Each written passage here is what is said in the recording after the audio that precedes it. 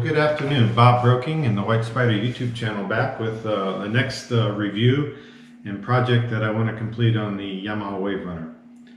Right now, I use an iPhone for navigation on my WaveRunner.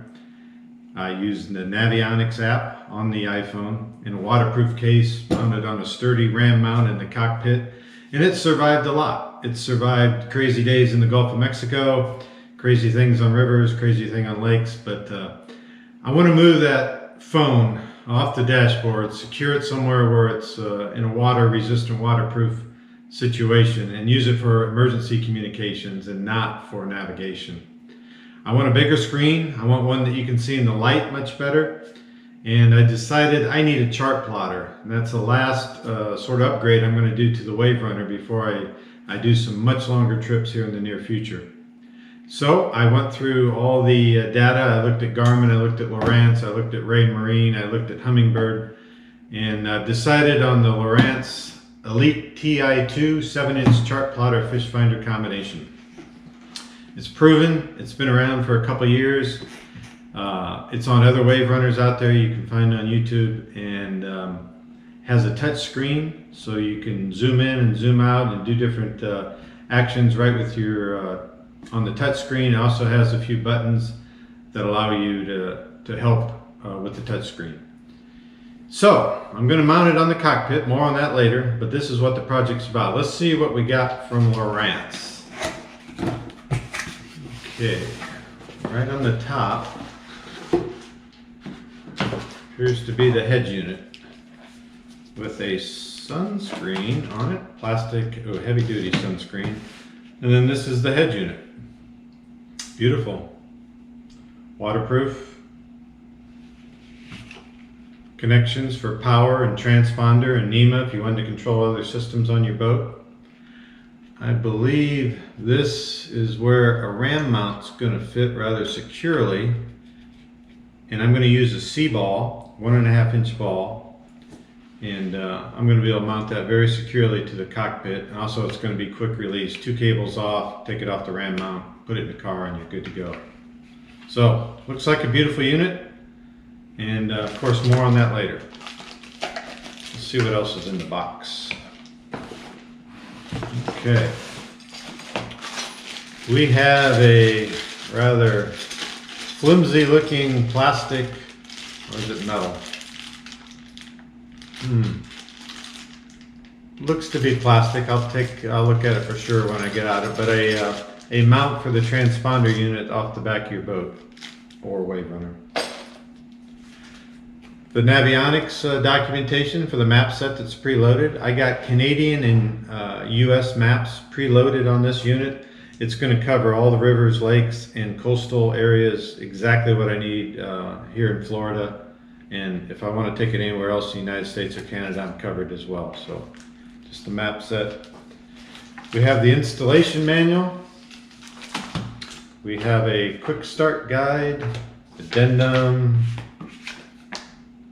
another quick start guide. Don't know why we have 2. What else we have? This is a quick release mount that fits in the back of the head unit if you are going to screw this plastic mount to your boat or to your WaveRunner in some fashion. But again, I'm going to use a RAM mount, so I'm probably not going to use that. What else we got? Okay, I ordered this separately, and this is the RAM mount C-ball adapter, quick release adapter. It's going to go right into the back, hopefully, of the Lowrance model that I have. So that's nice.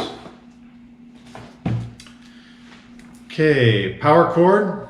It does not contain data. It only sends power to the unit. So it's just got a power and a ground to it. And it looks pretty short. Looks to be about 24 inches long. So obviously I'm going to have to run my own wiring back to the battery of the WaveRunner power cable. Okay, this looks like the transponder, obviously. It's Transcom mounted. It's designed to sit off the back of your boat in the water and shoot downward. And it looks like it's got a nice long cable that will take it to the back of the WaveRunner. But again, that's not what I'm going to do. I'm not a DIY expert. I don't want to drill any holes in my hull. I want to be able to shoot down through the hull with the transponder inside the hull. So more on that later, whether or not I use this one or whether or not I use a different one, which again we'll talk about later in the video. But here you are, Lowrance transponder included in this particular unit. Inline fuses for the power cord, which is good. And looks like some Lowrance decals swag for my toolbox. Now, I'm not an expert. I've learned everything I know about electrical wiring on the internet. I take my time, I make a lot of mistakes, but in the end I think the product's going to turn out okay. I'll bring you along for the whole trip. If you're wondering how I'm going to mount this, more on this later, but I'm going to use all the components from BOONDOCKSPWC, Loren up in Ohio. It's going to take me about 3 or 4 days probably to do this project. I'm going to take my time and I'll bring you along for each step of the way if I can. Okay, I got to take off 2 body panels here to get to the inside to pass the wire through up out of the hull. I'll take this one off first and then I'll take this one off. I'm hoping there's a cable passed through on the left just like there is on the right, but it may not be there, but it's worth the time for me to at least check. Okay, I got the blue accent piece off, and next I'm removing this. I have 2. Well, I got both pieces off the left side. I was hoping to see the cable pass through up in there. But it must just be on one particular side, so I'm going to go ahead and take the right side off now, and I'm going to leave the left side off because if I do able to bring the cables over to the left side, I'll probably need that working area to get to it. I got the right side off as well, and there right in front of me on the right side is the cable pass through that I need. So it's only on the right side. And I'll have to run the wire over to the left if that's where I want it to come up out of the left cup holder. But no problem with that. I'm glad I found it. I think I'm going to stop for the night right now, maybe do some cleanup. You see some of the salt residue that's underneath the panels. I'll just go ahead and clean that up while I'm here. To show you what I've done, I've taken the OEM cup holders back to their position until I get the new mounts from BOONDOCKSPWC. I was able to run the transducer cable and the power cable up to the left-hand area where I'm going to mount the Chartplotter. I have the power cable to work next. I'm going to splice a longer cable, run it through the boot right there into the hull and back to the battery. So that's what I'm going to work on right now. This is the transducer cable, which I'm going to make neat and tuck away in there. Running the power cord is a pretty straightforward proposition. I just used small gauge wire because you don't need to require much amperage to cross this wire, and connected it to the lead coming off the front of the WaveRunner. Ran it back through the bottom, keeping it low. I zip tied it to existing areas to secure it.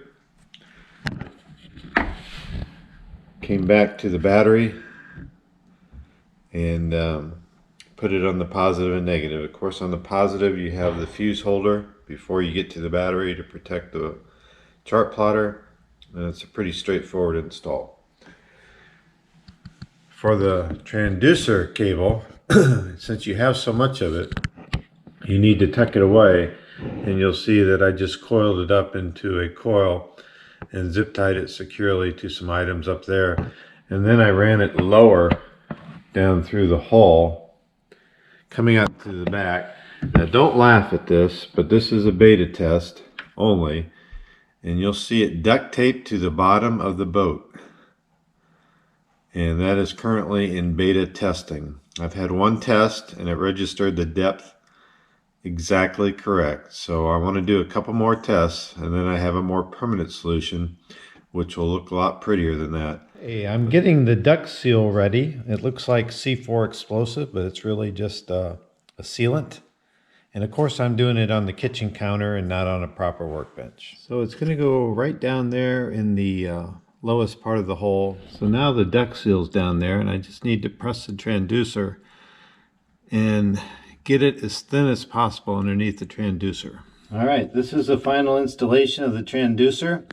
And let me be clear, this is one designed to mount off the rear of a boat and ride in the water. But I have found that it will shoot through the hull, but this is the final install of the transducer.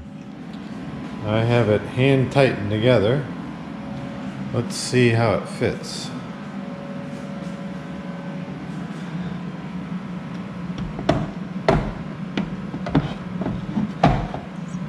Well, as no surprise, it fits perfect. Wow, look at that. Wires come out right down through there. Very nice. Doesn't block anything with the computer screen there. And then all I got to do is tighten everything down and bolt that in.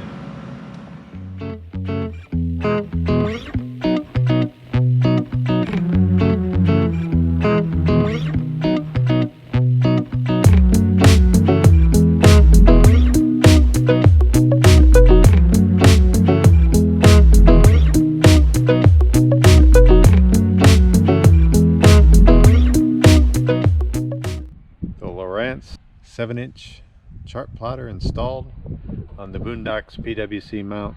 This is on a short ram ball arm. You can also go to a medium. Rock solid. The depth finder is working perfectly.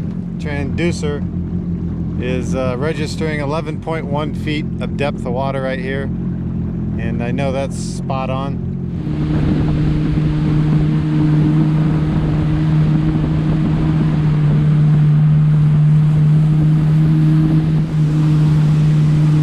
BOONDOCKSPWC mount is performing magnificently.